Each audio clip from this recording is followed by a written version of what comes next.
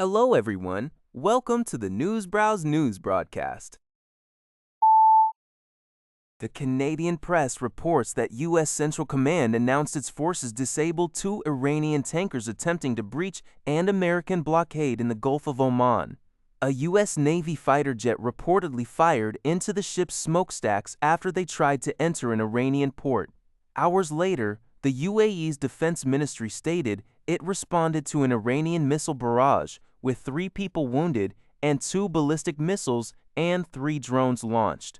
This exchange of fire, including U.S. thwarting attacks on 3 Navy ships and striking Iranian military facilities in the Strait of Hormuz, constitutes the latest challenge to a shaky month-old ceasefire between the U.S., Israel, and Iran.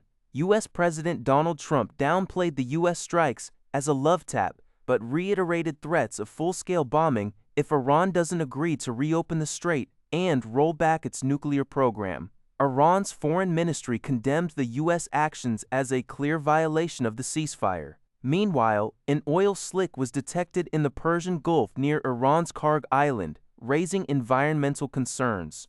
The U.S. has deemed Iran's efforts to formalize control over the Strait of Hormuz through a new agency as unacceptable, citing concerns over international shipping as hundreds of commercial vessels remain bottlenecked.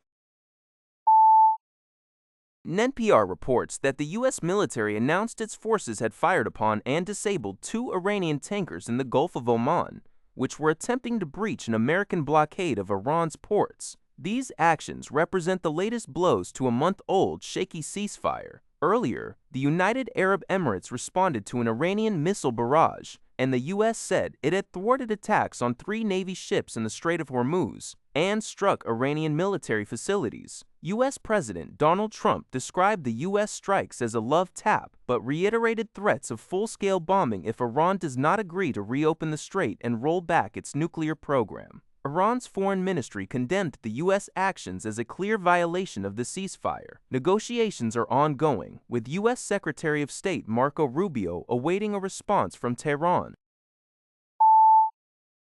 According to Zio Sabah, the United States is actively working through the United Nations to pressure Iran to resolve the ongoing blockade of the Strait of Hormuz.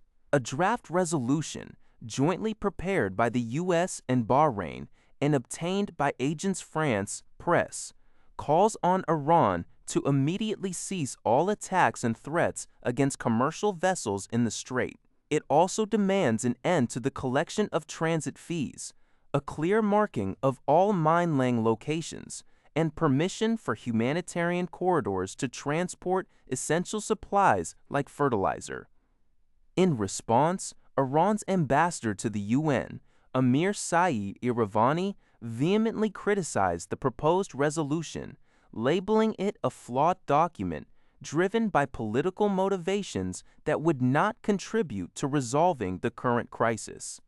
He warned that adopting such a resolution would establish a harmful precedent and legitimize unilateral coercive measures and illegal actions by the United States against the sovereign rights of coastal states. Russia, a key ally of Tehran and a permanent member of the UN Security Council with veto power, has already indicated its intention to block the resolution. The situation highlights growing international concern over freedom of navigation in this critical waterway, with the UN's International Maritime Organization, IMO, Secretary General Arsenio Dominguez reporting approximately 1,500 vessels and 20,000 crew members are currently stranded in the Persian Gulf waters due to the ongoing tensions, with 10 crew members having lost their lives in over 30 attacks on ships. Al Jazeera reports that relations between Italy and the United States are currently strained. This tension comes as Italian Prime Minister Giorgia Meloni met with U.S. Secretary of State Marco Rubio in Rome, with talks dominated by the U.S.-Israel war on Iran and the fallout from U.S. President Donald Trump's recent attacks on Pope Leo.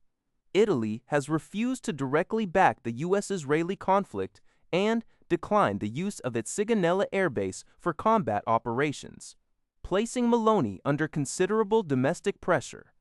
Despite her previous close alliance with Trump, she must now balance this relationship with growing public opposition to the war and its economic consequences.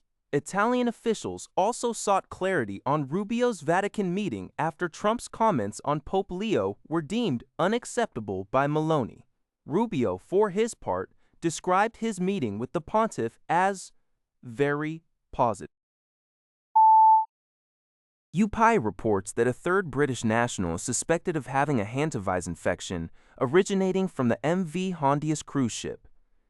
This patient is currently on the remote island of Tristan da Cunha. Previously, 2 other British citizens were confirmed with hantavirus.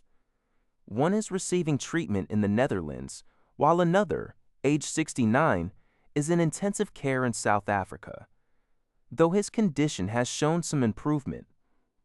These cases are among at least 5 confirmed infections globally, which tragically include a 69-year-old Dutch woman who died after leaving the ship. 2 other passenger deaths remain unconfirmed for cause.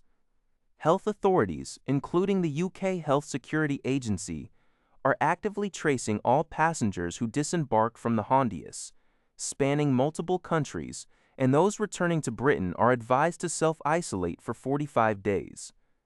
The ship is now en route to Tenerife for further screening of remaining passengers and crew. That's all for this video. Thank you for watching. See you in the next video.